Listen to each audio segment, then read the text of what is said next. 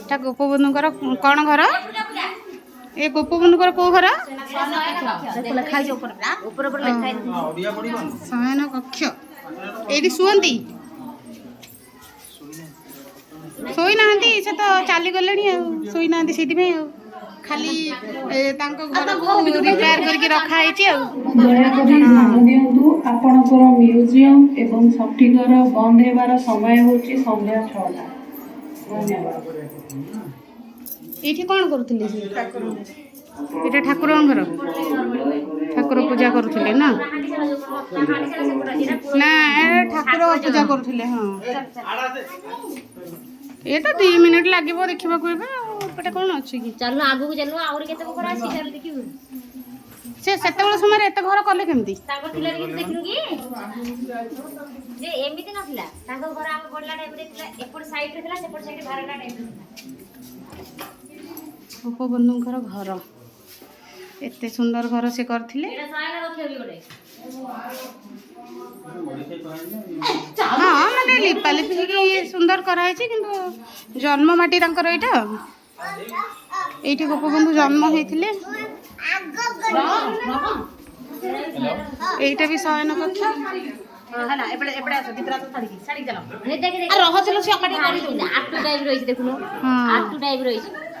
ସେତେବେଳେ ସେ କରିଥିଲେ ଆଟୁ ଆଉ। ହଁ, ଚାଲ ବାବା, ସେଇଟାକୁ ପରେ ଫୁଟେଇବ। ଚାଲ, ଆସ।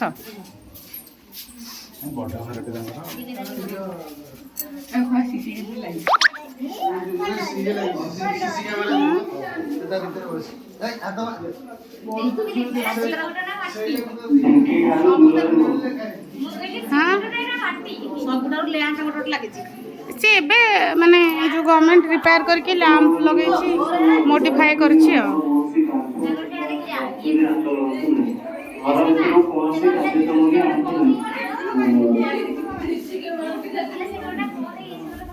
এইটা কাହିଁ ବନ୍ଦ କରିଛନ୍ତି?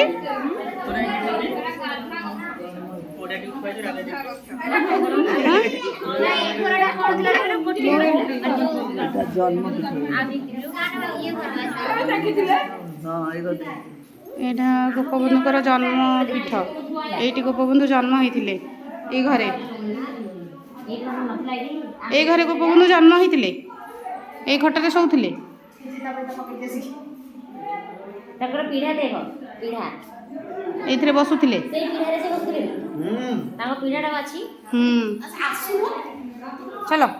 ସେ ଘରଟା ବନ୍ଦ ହେଇଯାଇଛି। ସେ ଘରଟା କ'ଣ କଲେ, ଯୋଉ ପଇସା ପତ୍ର ହେଇଛି, ସେ ଘରକୁ କ'ଣ କହନ୍ତି? ଦେଖେ ତୋ ଝିଅକୁ, ଦେଖେ ସେ ବୁଲିକି ସେପଟୁ ଆସି ସାରିଲାଣି। ଆପଣମାନଙ୍କ ବିଶେଷ ଅନୁରୋଧ, ଦୟାକରି ଘରର କୌଣସି କାନ୍ଥ କିମ୍ବା ବସ୍ତୁରେ ହାତ ଲଗାନ୍ତୁ ନାହିଁ। ଧନ୍ୟବାଦ। ପୁଅ ପଡିବ, ବହୁତ ସୂତା ପିଟିଗଲାଣି।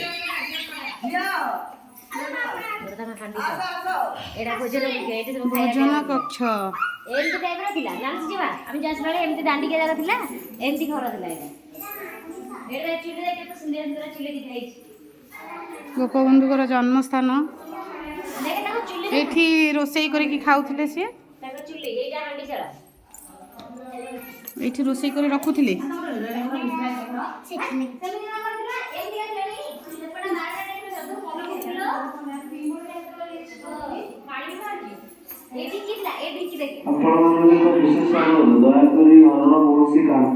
ହଁ, ଢିଙ୍କି ଥିଲା, ଆମେ ଦେଖିଥିଲୁ ଆସିକି।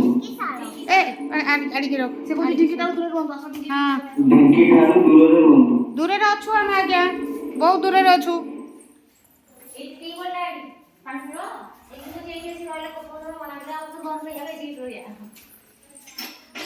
ଏଇଟା ବାରିପଟ କବାଟ। ସେ ଲେଖାଟାକୁ ହିଁ ମୁଁ ଦେଖଉଛି।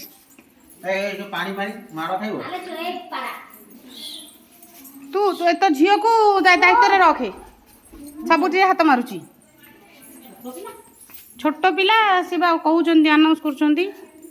କୁଆଡ଼େ ଗଲା ସେ ଛୋଟ ପିଲା? କେତେ ସୁନ୍ଦର ଫୁଲ, ମାନେ ଝୋଟି ପକଉଛନ୍ତି ଡେଲି। ଏଇଟା ତ ଲିଭିଯିବ ନା ନନେ।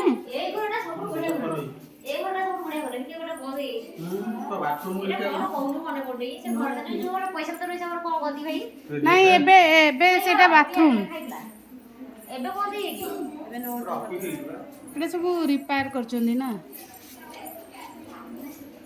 ଘରର ଇଏ ସବୁ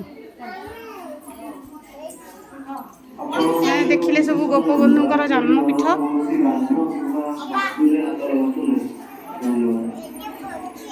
ବସିବା ଆରେ ବସିବୁ କାହିଁ ଏଇଟା ଆମ ଘର ଆମେ ଆମ ଘରକୁ ଯିବା ନା ଆଉ ବସିବୁ କାହିଁକି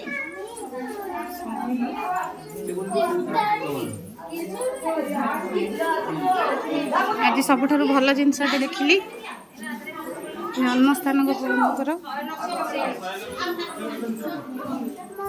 ଚାଲ ଯିବା।